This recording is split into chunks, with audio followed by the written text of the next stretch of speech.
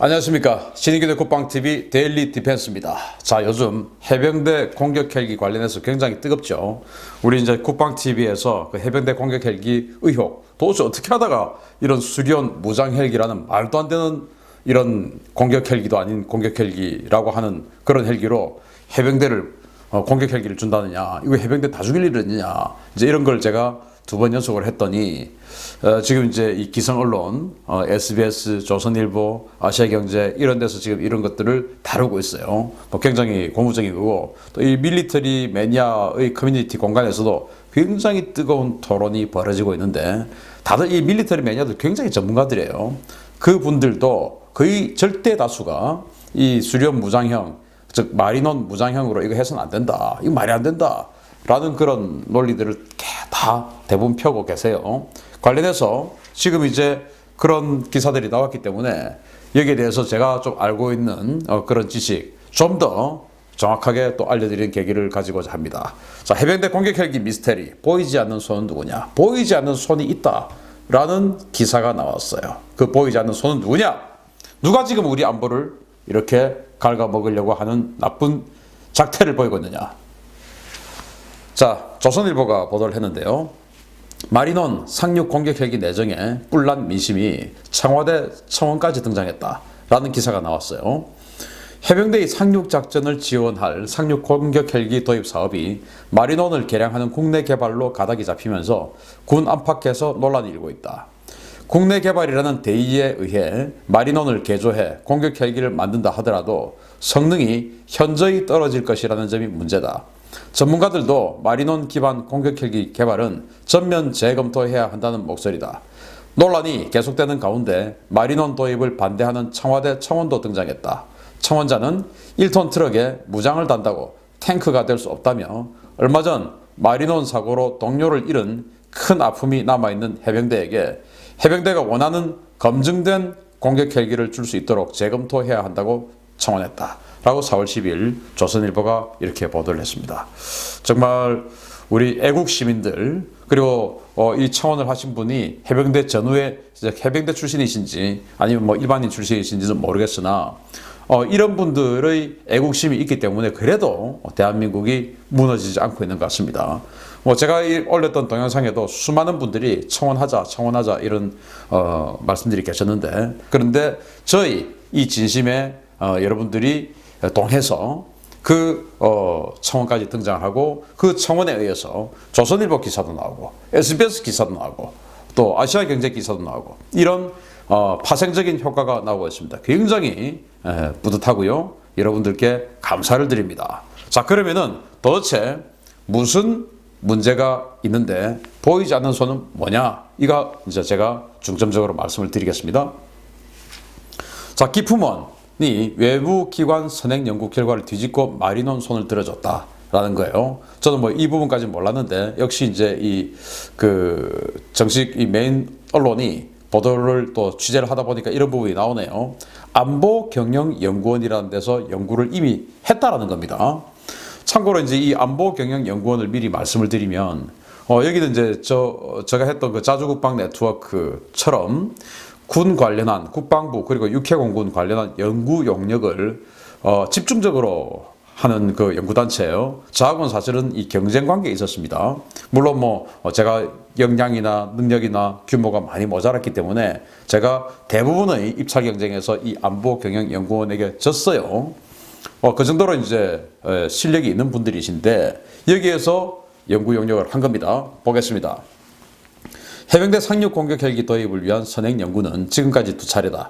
먼저 실시된 안보경영연구원 연구 결과에 따르면 국외 도입이 유리하다는 것이다.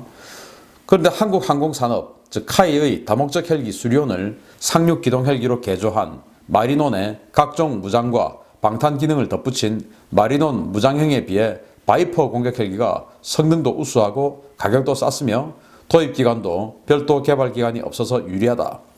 지난달 끝난 국방기술 품질원의 연구는 기존 연구 결과를 180도 뒤집었다. 기품원은 마리논 파생형이 해병대의 ROC를 충족하고 국내 방위산업 진흥 효과가 크다며 마리논을 개조해 공격 헬기를 도입해야 한다고 결론 냈다. 논란이 커지자 기프먼은 선행 연구의 주체는 방사청이라며 발을 뺐다 라고 이야기하는 거예요. 자, 안보경영연구원에서 연구를 했는데 바이퍼가 제일 낫다라고 연구 결과가 나왔습니다. 자, 그러면은 바이퍼가 제일 낫다라고 했으면은 해병대의 생각은 바이퍼를 했으면 좋겠다 이겁니다. 왜냐? 저도 제가 뭐 수많은 이 연구 영역을 했는데 이 연구 영역을 하다 보면 대령급 이상 또는 장군급 이상의 그런 분들이 주재하는 이 전체 회의가 최소 3번은 있습니다. 하나의 영역을 할 때. 그 사이에 중령급 이하의 실무진과 하는 이 실무회의는 아주 또 계속 비상시적으로 이렇게 하죠. 그렇게 해서 그쪽에서 해당 군, 발주하는 군에서 사실은 이 핸들링이 들어옵니다. 우리가 하고 싶은 거냐 사실 이런 거예요. 이렇게 조금 적어주시면 안 될까요? 이런 핸들링이 들어와요. 그때 나의 생각과 즉 연구자의 내 생각과 소요 제기한 해당 군의 생각이 맞으면 연구가 아주 쉽게 갑니다. 그런데 제가 이제 지난번에 항공모함 관련해서 연구 영역할 때 해군하고 많이 싸웠다 이런 이야기 말씀드렸지 않습니까? 저는 항공모함에 대해서 이 연구를 해보니까 중대형 항공모함을 해야 된다라는 생각이 있었고 저는 이 밀리터리 매니아 시절인 오래전부터 우리 한국 해군이 정말 강력한 항공모함을 가졌으면 좋겠다라는 소신이 있었기 때문에 이 부분은 나는 들어줄 수 없다. 내 소신대로 하겠다. 연구 결과대로 하겠다라고 해서 계속 그거 가지고 이제 싸우고 실무회의 안 되고 또 다시 하고 왜? 그 실무회의 소령 중령급의 실무회의를 하고 뭔가 이 초안을 만들어서 대령급 이상이 참석하는 이 전체회의에서 보고를 해야 되는데 대령급 이상이 야, 우리는 지금 경함모 가야 되는데 뭐야 지금 이거 뭐야 니들 뭐 했어? 이제 이렇게 되는 거거든요. 그래서 계속 압력이 들어와요. 자, 그래서 저처럼 이 부분은 나는 양보할 수 없다. 이제 이렇게 되는 것 같은 경우는 좀 이렇게 논란이 있는데 그러지 않고서는 대부분 왜냐 발주하는 기관이 갑 아닙니까? 갑. 이 연구 영역하면 돈을 벌어야 되지 않습니까? 그러니까 그쪽이 갑이고 내가 을이죠. 그래서 웬만하면은 그쪽의 요구를 살짝 가미해서 그런 쪽으로 논리를 만들어주는 거예요. 그게 사실은 연구 영역입니다. 그러면은 이 안보경영연구원이 바이퍼라고 했다라고 하면 그 당시 이 연구를 할 때 당시 해병대의 생각은 바이퍼를 했으면 좋겠다라는 생각을 하고 있었던 겁니다. 제가 연구 영역을 하기 때문에 알아요. 자, 그런데 지금 새로 연구 영역을 했다라는 거 아닙니까? 국방기술품질은 기프문에서 새로 연구 영역을 했다. 이건 뭐냐? 저처럼 이제 항공모함 영역을 했어요. 아주 이제 큰 그 비용을 들여서 연구 영역을 했는데 신인균이라는 사람이 막 고집을 피워가지고 7만 3천 톤짜리 항공모함 가야 된다라고 영역을 내버리니까 이게 해군 수뇌부 마음하고 안 맞는 거예요. 이 7만 3천 톤짜리 이걸 어떻게 해달라고 하냐 우리 지금. 그래서 실제적으로 예산을 태우고 이 사업을 스타트를 하려고 하면 이거 가지고는 안 되겠다. 이거 뭐 국민들이 뭐라고 생각하겠냐. 우리가 무슨 뭐 미국이냐 해가지고 그러면 실제 가려고 하면은 지금 일본이 이즈모 그 다음에 4만 톤짜리 강습 상륙함 이런 거 가니까 우리는 그보다 작은 거 2만 몇천 톤짜리 그 이즈모하고 비슷한 이 정도 가면은 우리가 주변국 일본이 보기에도 그렇고 미국이 보기에도 그렇고 또 예산 획득할 때도 그렇고 이 정도는 우리가 예산 획득하게 수월할 거니까 이렇게 논리를 다시 맞춰라 라고 해가지고 제가 연구 영역을 했음에도 불구하고 폐기하고 왜? 마음에 안 드니까 결과가 제가 고집을 피워서 다시 연구 영역을 줘서 경항모가 좋다라고 하는 거예요. 마찬가지로 이것도 이 안보경영연구원에서 H1Z라고 했는데 그게 상황이 바뀌어서 정권이 바뀌고 하니까 이거 지금 우리하고 안 맞다. 우리 입장하고 안 맞다. 우리 입장은 저는 해병대는 아니라고 봅니다. 힘 있는 자의 입장과는 안 맞다. 다시 해. 그러면 민간인 맡기니까 안 되겠다. 공무원한테 맡겨. 해서 국방기술품질원에 맡겨서 다시 결론을 뒤집어 버릴 게 아니냐. 제가 경험이 있는 제가 보니까 그렇습니다. 제가 지금 이제 작년 2019년 1월 22일 날 이 해병대 공격헬기 관련한 동영상을 그때 올렸었어요. 제목이 해병대 공격헬기 기종 분석 AH-64냐 AH-1Z 바이퍼냐 이렇게 해서 올렸죠. 그 올린 다음에 당시에 해병대 최고 수뇌부가 저한테 전화가 왔어요. 정말 고맙다. 진짜 감사합니다. 어떻게 이렇게 우리 마음을 잘 알고 그렇게 말씀을 해주셨나요? 예. 그러면은 뭐 제가 뭐뭐 장군님 뜻은 아파치입니까 바이퍼입니까? 아유 저는 뭐 아파치나 바이퍼나 다 좋습니다. 아파치는 지금 육군이 운영하고 있기 때문에 어떤 그런 상호 공통성 부분에서, 또 아파치는 미군이 운영하고 있기 때문에 미 해병대와의 또 운영 공통성, 그래서 다 좋습니다 라고 이야기를 했어요. 즉 해병대의 생각은 아파치나 바이퍼를 해야 된다 이거예요. 그런데 왜 갑자기 이렇게 뒤집어졌냐? 해병대의 생각이 아니다는 겁니다.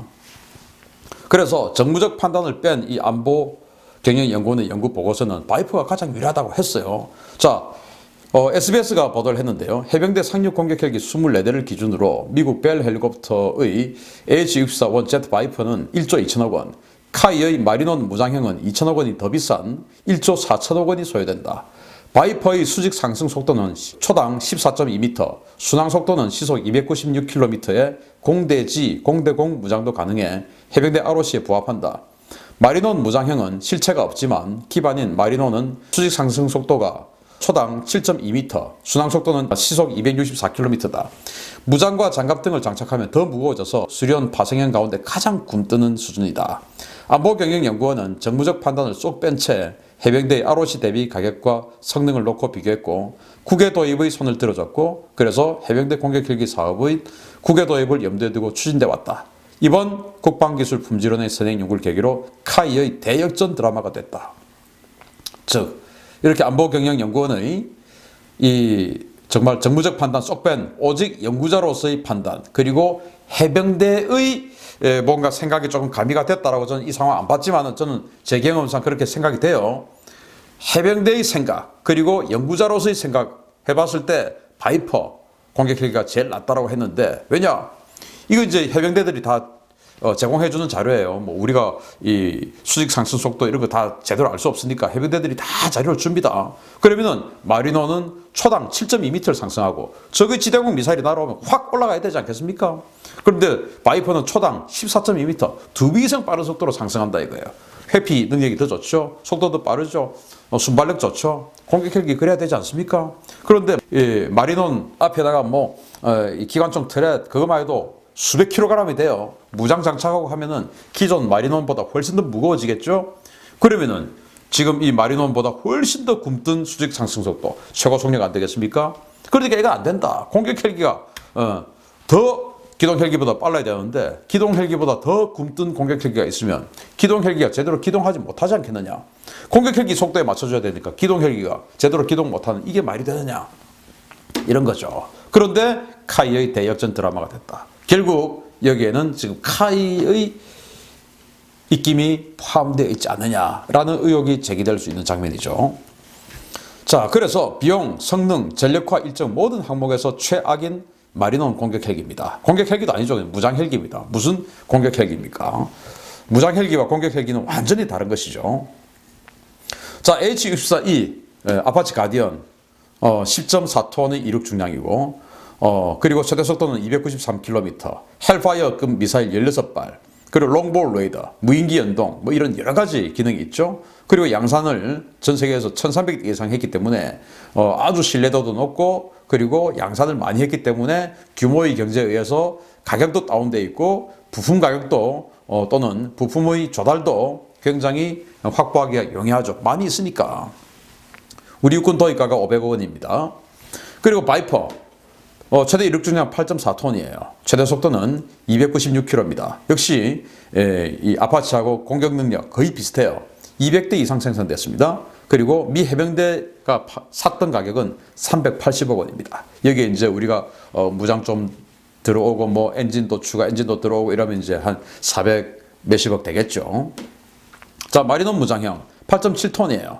최대 속도는 279km로 이렇게 예상을 하는데, 당연히 아까 말씀드렸듯이 무장 다 붙여가면 더 좀 떨어지겠죠. 그리고 천검 국내 개발 미사일, 대전차 미사일 8발, 이제 반이죠. 반밖에 못 들어갑니다. 그런데 헬파이어 미사일은 지금 사정거리가 10km 이상으로 불어났어요. 10에서 12km. 그런데 천검은 8에서 이 정도밖에 안 되죠. 요즘 새로 개발되는 공상권, 중국의 지대공, 휴대용 지대공 미사일보다 사정거리가 더 짧아요. 왜 이런 걸 지금 개발했는지 모르겠어요. 그러면서 이제 18대에서 24대를 도입을 했을 때 444억에서 555억 원. 그러니까 아파치하고 가격이 비슷하고 바이퍼보다는 훨씬 비싸다는 겁니다. 와이프보다는. 그런데 지난번에 보니까 이렇게 지금 뭐 소신 있는 기사들도 나오는 반면에 그 전에 보니까 무슨 어떤 정부에 좀 사료 좀 받아먹은 그런 기사가 좀 있던데 완전히 이거 그대로 그냥 홍보해주는 그런 기사도 있던데 그런 기자들, 그런 언론은 퇴출돼야 됩니다. 자, 작전적인 판단이 아닌 정무적 판단으로 연구 결과를 내놓은 기품원. 그러니까 실제 사실만을 이야기를 해야 되는데 여기는 연구 자체를 정무적으로 했다 이겁니다. 정책, 정무적으로 뭔가 백이 작용했다 그 말입니다. 쉽게 하면. 국방기술 품질은 뭐냐? 군과 방위사업체에 공급되는 군수품의 품질을 보증하고 국방 분야에서 얻어진 개발 정보, 운용 정보 등 과학과 기술 정보를 수집하고 관리하는 방위사업청 산하의 전문기관입니다. 최근 민간기관의 신뢰도 능력이 허술하다는 지적에 따라서 각종 선행연구사업을 독식하고 있다는 평입니다. 아니, 이 공무원들이 무슨 선행연구사업을 독식한다는 말입니까? 지시하면 다 해버리는데 공무원들은. 자기네들 소신하고 전혀 없이 지시하면 다 그렇게 만드는 사람들이 이 연구를 독식하면 어떻게 하자는 겁니까? 그러면은 위에서 지시한 대로 모든 것을 다 하겠다는 거 아닙니까? 그럼 연구를 왜 합니까? 이거는 그래도 외부 연구 용역을 줬다라고 하는 그런 하나 만들기 위해서 그 자신들이 빠져나갈 구멍 하나 만들기 위해서 엉뚱한 예산 쓰는 거예요. 그러면서 민간인들이 하는 것은 우리 못 믿겠다라고 해서 공무원들이 한다는 겁니다. 말이 됩니까 이게? 그런데 이 기품원 원장을 문제는 정권에서 그 해당 기품원에서 진급해서 올라오는 게 아니고 갑자기 탑다운으로 내려오는 사람이다 이겁니다. 대통령 취임하면 대통령이 자리 깔아주는 뭐 4천여 개의 뭐 자리가 있다 뭐 이런 이야기 있지 않습니까? 그 중에 하나다 이겁니다. 정무적 판단을 내린 이 기품원장은 누구냐? 이창이라는 사람인데 이창이 자문위원이 국방기술 품질원장으로 8일 내정됐다. 이게 이제 2018년 3월 8일 아시아경제의 보도 중에 있는 내용이에요.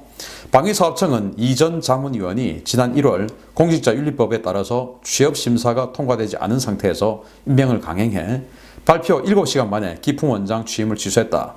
하지만 불과 2개월 만에 재임명되면서 규정을 어긴 보훈 인사 아니냐는 지적이다.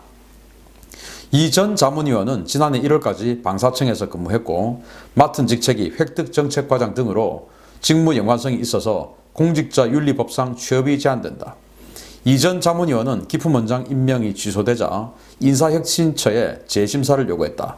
군 안팎에서는 코드 인사 아니냐는 우려를 내놓고 있고 그는 지난 대선에서 문 후보의 안보특보와 대선 캠프 국방안보위원회 부위원장을 지내고 송영무 국방부 장관의 인사청문회 TF에도 참여하는 등 처음부터 무리한 보훈 인사라는 지적이다. 그러니까 지난 대선 때 문 캠프 사람이다 이겁니다. 이제 육군 대령 출신인데 마지막에 이제 방사청 획득정책과장으로 있었나 봅니다. 자, 그런데 이런 획득 분야 이런 데 있는 사람들은 직무 연관성이 있으면은 전역 후에 3년 동안 취업하면 안 되는 걸로 알고 있습니다. 지금 법이 몇 년으로 바뀌었는지 모르겠으나 저는 그걸 더 강화해서 5년 이상으로 하자라고 주장하는 사람인데 어쨌든 3년 정도를 전역 후에는 그 해당 동종 직종에 취직하지 못하도록 제한해놓고 있어요. 비리를 근절하기 위해서. 그런데 이 사람은 획득정책과장 했는데 바로 그 획득정책을 총괄하는 기품원장으로 가게 되니 이건 문제 있다라고 해서 이제 이의가 제기돼서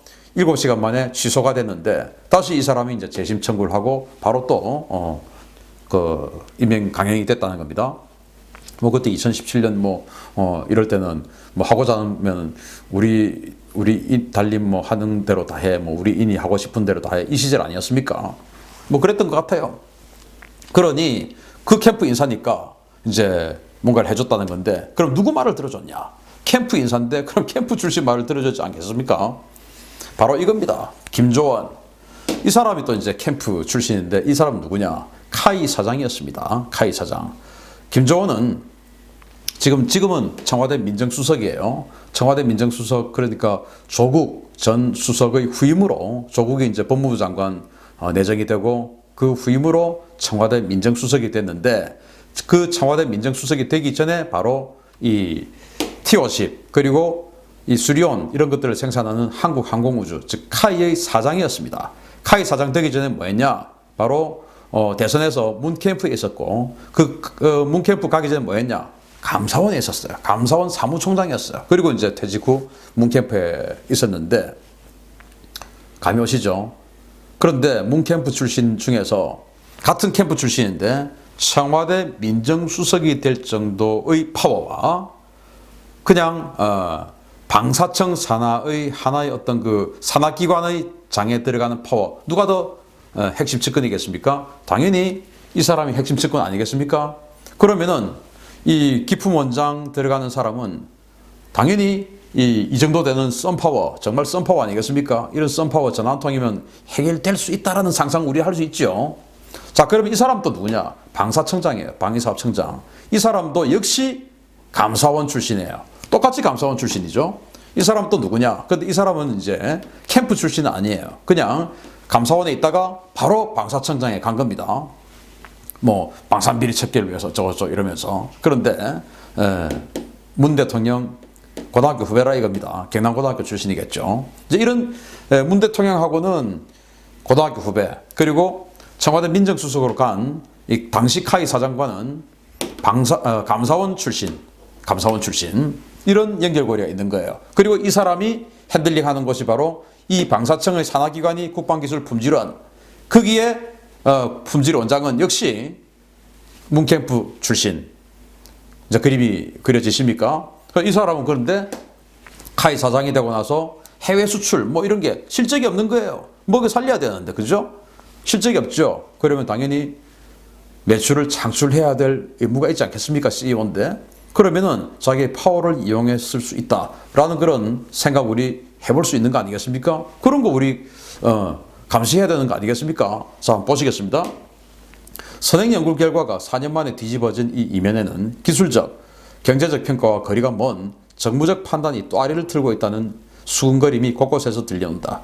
감사원 사무총장을 거쳐서 카이 사장을 한 뒤에 청와대에 입성한 김조원 민정수석의 이름이 요즘 마리논 무장형과 함께 자꾸 거론되는 이유도 이 때문이다.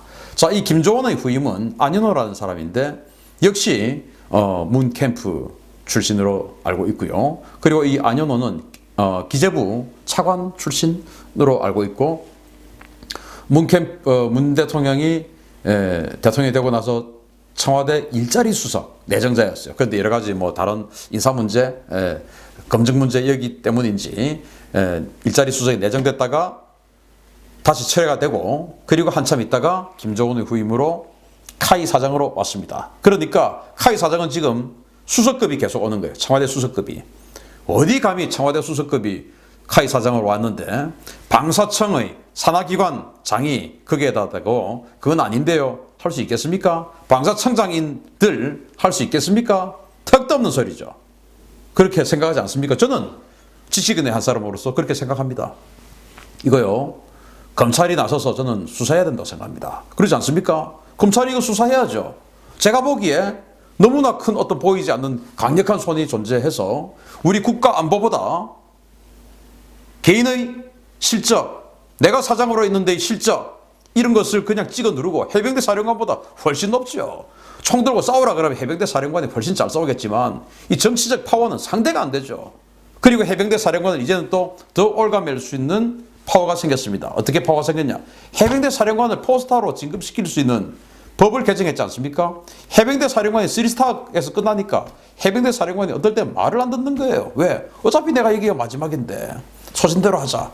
그런데 이제 포스타 진급할 수 있으니까 혹시 내가 포스타 돼서 합참의장 될 수는 있지 않을까? 한미연합사 부사령관 될 수 있지 않을까? 이런 생각 할 수 있지 않습니까? 그러면은 해병대 사령관 하면서 여태까지는 내가 이제 군생활 할 만큼 다 했으니까 소신대로 하자 라고 할 수 있지만, 지금은 혹시 내가 한미연합사 부사령관 이런 생각 드니까 엎드릴 수도 있는 거죠. 제가 지금 사령관 엎드렸다는 게 아니고 그럴 수 있는 구조 아닙니까? 왜? 너 진급할 수 있잖아.